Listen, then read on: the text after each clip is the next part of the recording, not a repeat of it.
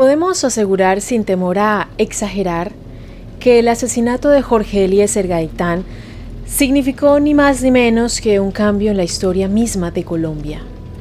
El hecho llevó a una serie de violentas protestas en todo el territorio nacional que casi destruyen la capital del país. Estos hechos desencadenaron a su vez la época conocida como la violencia, que fue la base de la creación de grupos insurgentes que más adelante dieron lugar al conflicto armado. Como si se tratara de una avalancha, las balas que dieron muerte al caudillo liberal se convertirían años después en millones de decesos. El crimen sigue sin aclararse y hay en torno al mismo una serie de misterios y sospechas que perduran al día de la fecha. ¿Quién era Gaitán y por qué lo asesinaron? ¿Cuáles son las principales teorías sobre su muerte? ¿Estuvo involucrada la CIA? ¿Cómo se cruzan Fidel Castro y Gabriel García Márquez en esta trama? Todo eso y más vamos a analizar en el siguiente informe. Bienvenidos a mi canal, mi nombre es Adriana Chilito. Gracias por estar aquí. Si les gusta este contenido, se pueden suscribir a mi canal y activar la campanita de notificaciones.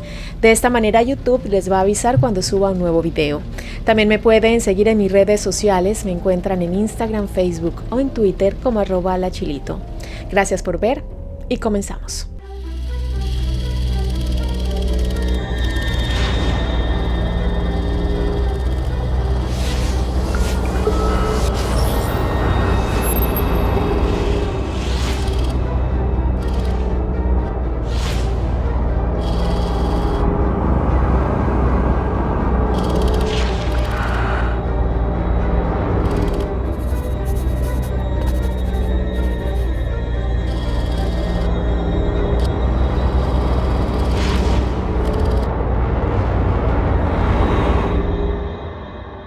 El 28 de noviembre de 1928 había estallado la huelga más grande de la historia colombiana.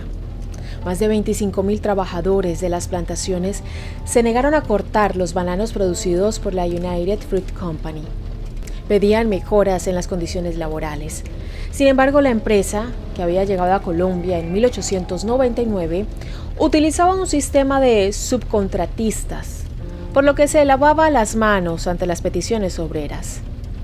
Después de extensos días de protesta pacífica y continua, corrió el rumor de que el gobernador del Magdalena se entrevistaría con los trabajadores en la estación de tren de Ciénaga. Era un alivio para los huelguistas. Hasta el momento habían recibido amenazas del gobierno conservador y un despectivo silencio por parte de la multinacional. Luego de un improvisado debate, los obreros decidieron acudir en masa a la estación, con afán de mostrar la fuerza de su unidad. En el lugar, para sorpresa de muchos, había soldados apostados en puntos estratégicos. Su propósito era, según aclararon, velar por el bienestar de todos los presentes. Para una inmensa mayoría, aquello no era más que un mal presagio. Las cosas empezaron a ponerse tensas cuando las horas pasaron y el funcionario gubernamental siguió sin aparecer. Los ánimos se fueron exacerbando, los cantos se hicieron más insistentes, el pedido de respuesta se alzó con insistencia. ¿Qué hizo United Fruit Company frente a la presión? ¿Cedió el diálogo? ¿Propuso un acuerdo? Todo lo contrario. Dieron vuelta a su rostro, indignando más y más a los trabajadores. En ese mismo momento, el ejército intervino y la masacre se desató. Las versiones varían según quien recopile el suceso. Según algunos, los soldados estaban bebidos y los trabajadores también, lo que alentó el brutal desenlace. Otros dicen que hubo una orden de desalojo que no fue respetada. Muchos historiadores aseguran que sobran testimonios para confirmar que los militares arremetieron contra los manifestantes sin previo aviso. Se habla de un disparo que habría iniciado todo y que no habría provenido ni de un bando ni del otro. La situación necesitaba un pequeño gesto para que el frágil equilibrio se rompiera y todo se fuera de las manos. ¿De quién fue ese dedo invisible que apretó el gatillo y desató la catástrofe? Más allá de las especulaciones, la versión oficial habló de 9 bajas. Otras fuentes hablan de cientos de caídos. De un modo o de otro, se trató de un atropello y una injusticia que estuvo a punto de quedar impune. Pero entonces, a comienzos de 1929, un joven abogado realizó una gira de información por la zona bananera y en septiembre de ese año se lanzó en una de las series oratorias más impresionantes y populares jamás realizadas en el Congreso. Con lenguaje conmovedor y elocuente, el abogado denunció a quienes dispararon contra los huelguistas y acusó al gobierno conservador de haber encarcelado y asesinado a su propia gente y con el único y mezquino propósito de proteger a una compañía extranjera que se negaba a otorgar derechos básicos. ¿Quién era ese valiente abogado? Sí, Jorge Eliezer Gaitán. Gaitán, el nuevo elegido. Si bien hay algunas polémicas al respecto, se suele estimar que Jorge Eliezer Gaitán nació el 23 de enero de 1903 en el popular barrio de Las Cruces de Bogotá. Se trató del hijo mayor de Eliezer Gaitán Otálora, liberal, que se dedicó a la venta de libros usados, y de Manuela Ayala, maestra de escuela y reconocida mujer progresista. De muy joven, Gaitán comenzó su compromiso con la militancia política. Apoyó la candidatura por la presidencia del poeta pionero del modernismo en Colombia, Guillermo Valencia. Fue el orador contra el presidente Marco Fidel Suárez. Organizó sociedades literarias y fue parte del Centro Liberal Universitario. Con su tesis, Las ideas socialistas en Colombia, se tituló como doctor en Derecho y Ciencias Políticas con apenas 21 años de edad. Con su trabajo dejaba constancia también de su compromiso con la clase trabajadora. Luego de haber hecho el doctorado en Italia en la Real Universidad de Roma, regresó a su natal Colombia y en 1928 fue elegido como congresista. Fue por ese entonces cuando la masacre de las bananeras llegó a sus manos. Triste evento al que se ciñó con fuerza para argumentar contra quienes estaban en el poder y hacían la vista gorda frente a reclamos que buscaban justicia social. Tal fue el esmero con el que defendió la causa que sus acalorados discursos fueron fundamentales para que en 1930 los conservadores perdieran el poder después de casi 50 años de gobierno. En el periodo de hegemonía liberal que siguió, los sindicatos y las huelgas fueron legalizados y se impuso un modelo populista de organización laboral. Gaitán era llamado por ese entonces con admiración el tribuno del pueblo. Su ascenso era extraordinario y su aceptación entre las masas innegable. Sin embargo, esto era apenas el principio. Gaitán estaba destinado para algo mucho, mucho más grande. El tribuno del pueblo. En 1931, Gaitán fue elegido presidente de la Cámara de Representantes. En 1933, fundó el movimiento político Unión Nacional de Izquierda Revolucionaria UNIR y su órgano periodístico, el Unirismo, desde donde planteó la necesidad de una reforma agraria. Entre 1936 y 1939, ejerció también como catedrático de Derecho Penal en la Universidad Nacional de Colombia. Seducido por los dirigentes tradicionales del Partido Liberal, también en 1936 asumió el cargo de alcalde de Bogotá. Promovió la municipalización de los servicios públicos y trató de establecer el proyecto de comedores escolares. Ya ministro de Educación en 1940, se encargó de llevar a cabo una exhaustiva campaña de alfabetización e inició el Salón Nacional de Artistas, entre tantas otras reformas trascendentales. En los años siguientes, Gaitán continuó su intensa vida pública como jurista, político y caudillo. Siempre abanderado de una lucha contra la oligarquía que por razones obvias empezó a verlo como una piedra en el zapato de sus abundantes privilegios. Ese odio se terminaría de consumar cuando Gaitán diera su último salto y se colocara en lo más alto del podio dentro de los líderes que representaban a los sectores populares. Nadie podía detenerlo. Elecciones presidenciales. En las elecciones presidenciales de 1946, el Partido Liberal se dividió entre las candidaturas de Gabriel Turbay, apoyado por el sector oficialista del partido, y Gaitán, más proclive a la izquierda. Dicha división facilitó el ascenso del conservador Mariano Ospina Pérez. Así y todo, en las elecciones legislativas de 1947, el Partido Liberal logró una mayoría indiscutible en el Senado y en la Cámara. El 24 de octubre de 1947, para evitar nuevos quiebres que debilitasen el partido, Gaitán fue proclamado jefe único del Partido Liberal.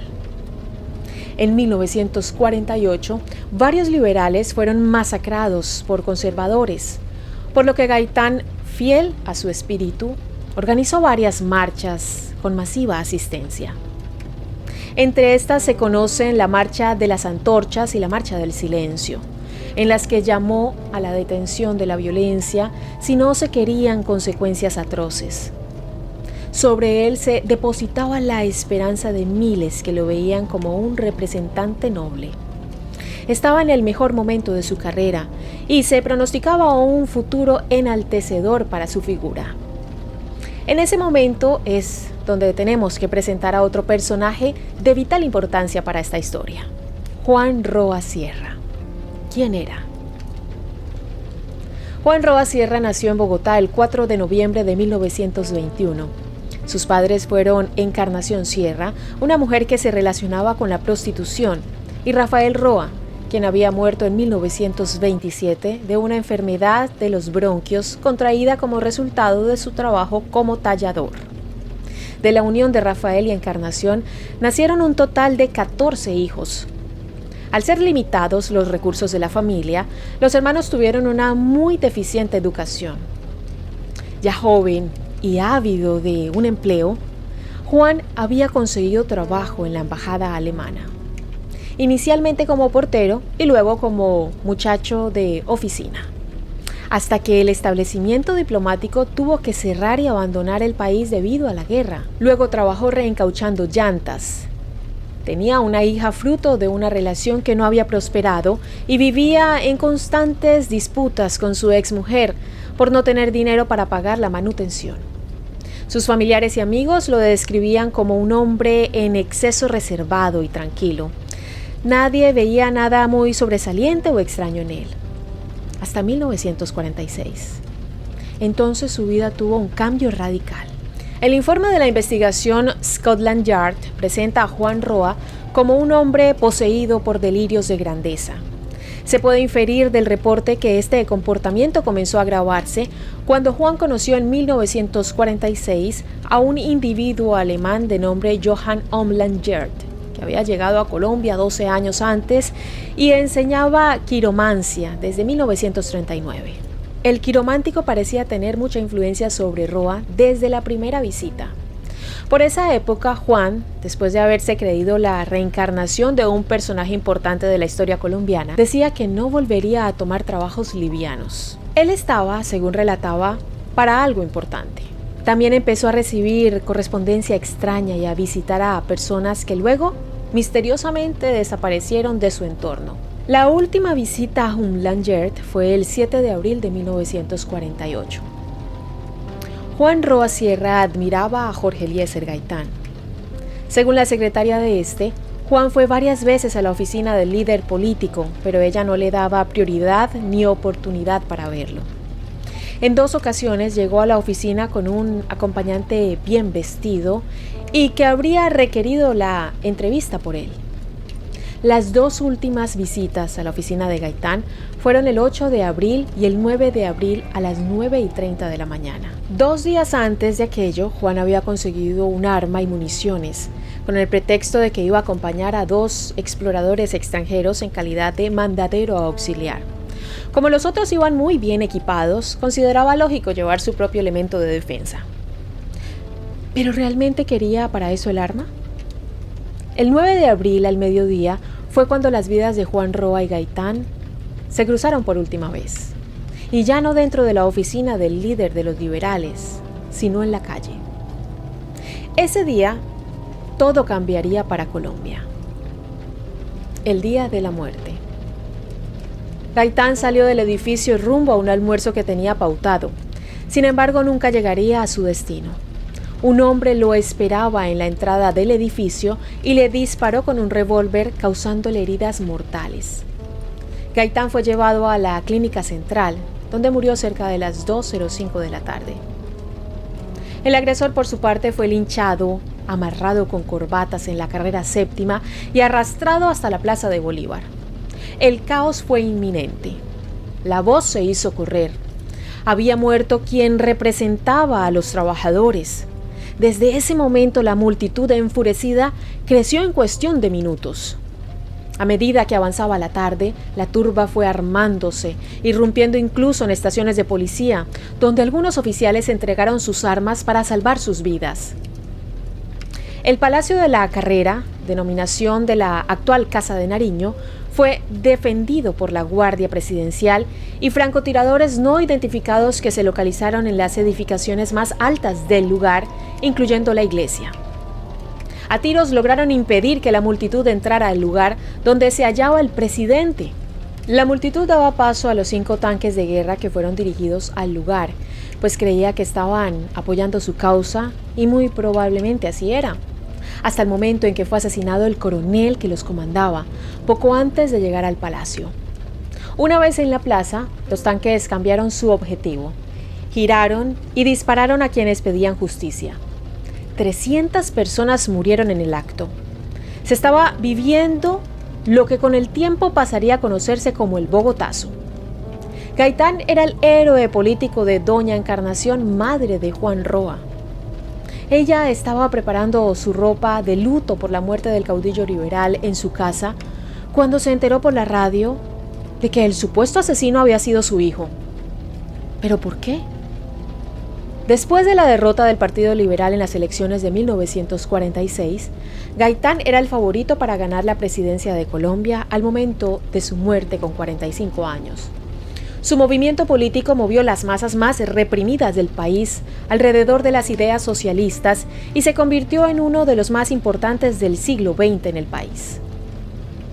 Su llegada a la Casa de Nariño significaba para el pueblo una ansiada transformación social. Gaitán habría proclamado: «Yo no soy un hombre, soy un pueblo». Y la furia de sus opositores no había parado de volcarse contra él y los suyos. Luego de su muerte, como forma de protesta, los familiares de Gaitán se negaron a llevar sus restos a un cementerio hasta que el gobierno de turno cayera. La viuda de Gaitán aseguraba que el asesinato de su marido había sido parte de un complot entre las esferas del conservadurismo con complicidad de jefes liberales.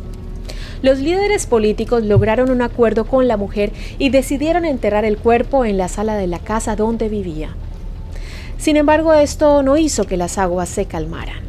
Por otro lado, una vez cometido el crimen, cuando Juan Roa fue llevado por los agentes de policía a la droguería Granada para resguardarlo de la multitud, el dueño del lugar le habría preguntado por qué había hecho tal cosa, a lo que Juan había respondido que había implicancias poderosas que no podía mencionar. Luego, cuando finalmente terminaría linchado, se encontraron entre sus ropas un papel con una figura imitando al sol y 2 palabras que bien podían ser apellidos. ¿Qué significaba esto? Las investigaciones no siguieron la pista. De hecho, las investigaciones no siguieron casi ninguna pista. Los poderes de turno sintieron alivio frente a la muerte de Gaitán, sin saber que todo se estaba por complicar más y más.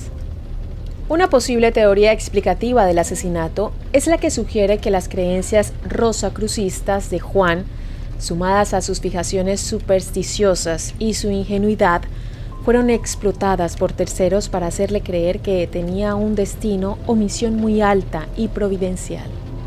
En otras palabras, lo habían utilizado. ¿Pero quién? Esa pregunta traía consigo muchas otras. ¿Con quién había estado en los últimos tiempos? ¿Por qué nunca más se supo del quiromántico? ¿Con quién o quiénes intercambiaba correspondencia? En 1978, un proceso judicial de 30 años dictaminó oficialmente que la agresión había sido el acto irracional de un joven esquizofrénico sin motivaciones políticas.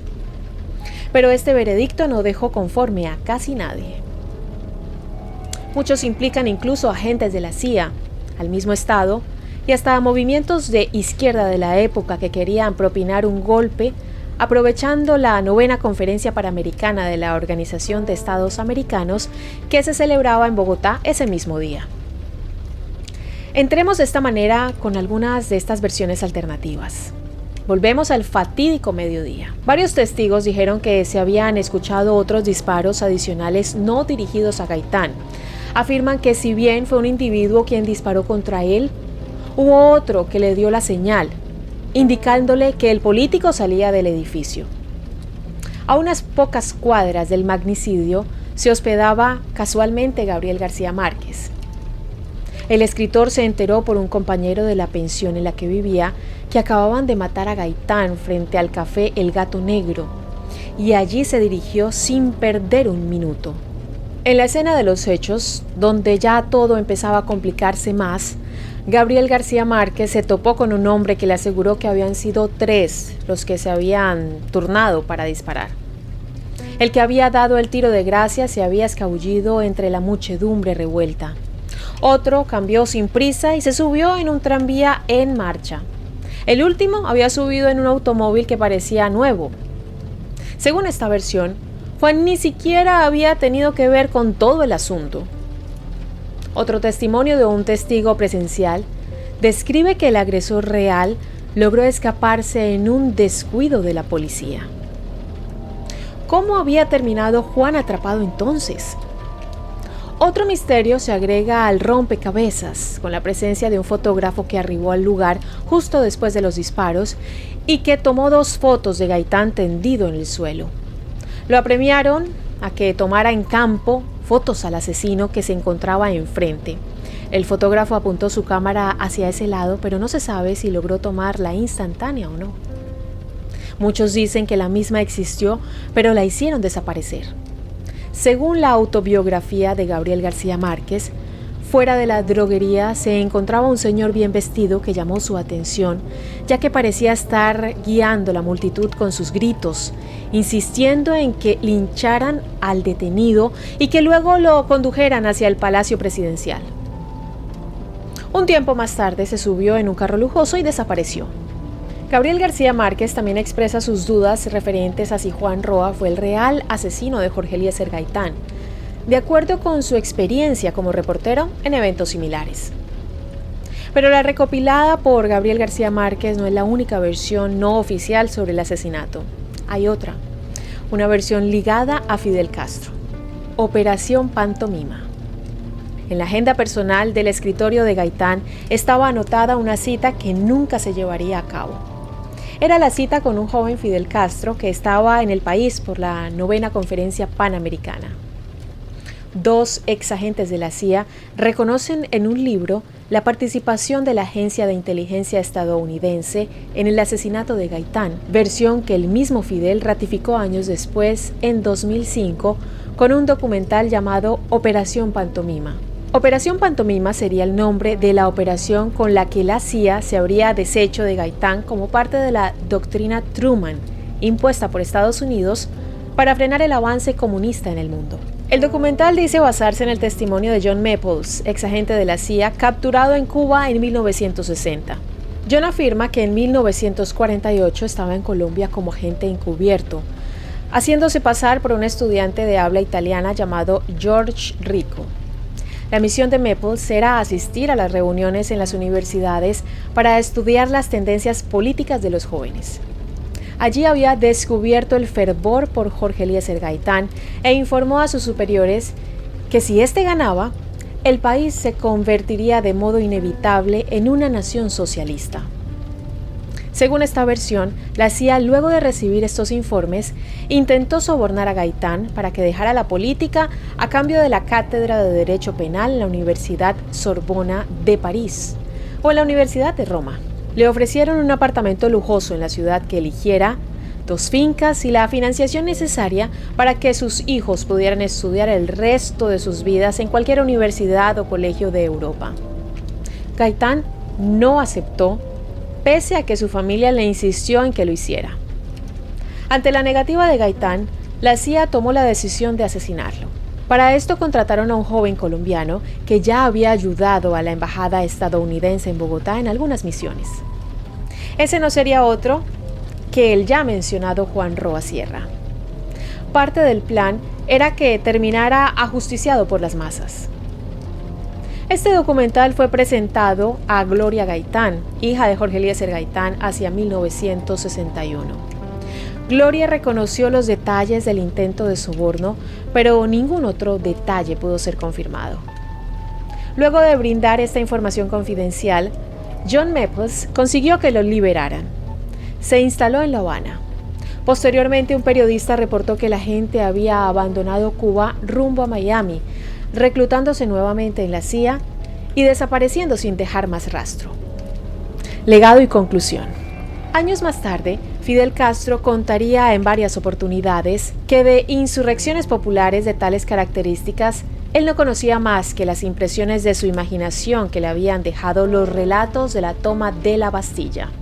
Recordaría que en Bogotá, ese trágico día, todo había sido descontrol, porque un gran líder había caído.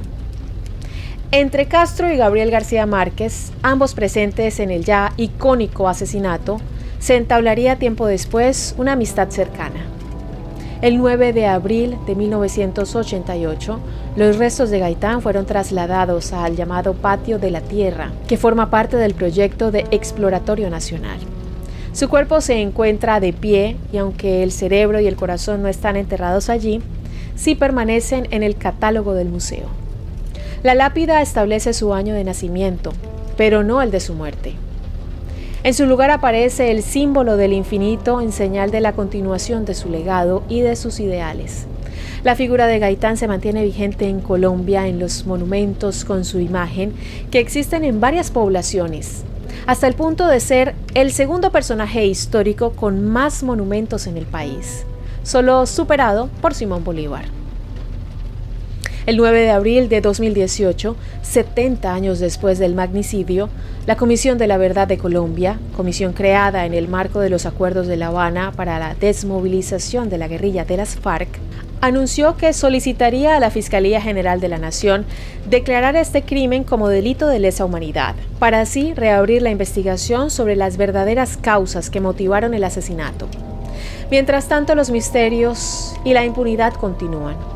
Podemos cerrar citando a Gaitán, que ya a sabiendas de que estaba en la mira de muchos, dijo en una ocasión: «Ninguna mano del pueblo se levantará contra mí, y la oligarquía no me mata, porque sabe que si lo hace, el país se vuelca y las aguas demorarán 50 años en regresar a su nivel normal».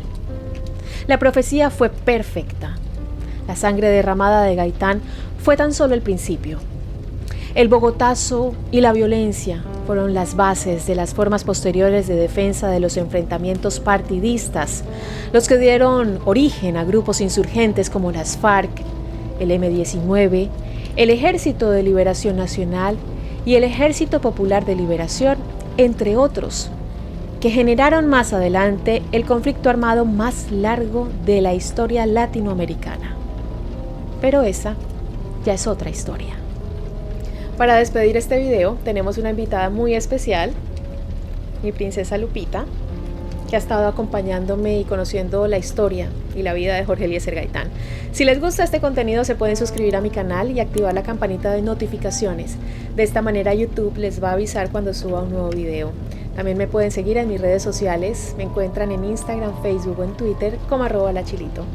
Gracias por ver y nos vemos en un próximo video. Hasta pronto. Bye, bye, bye, bye.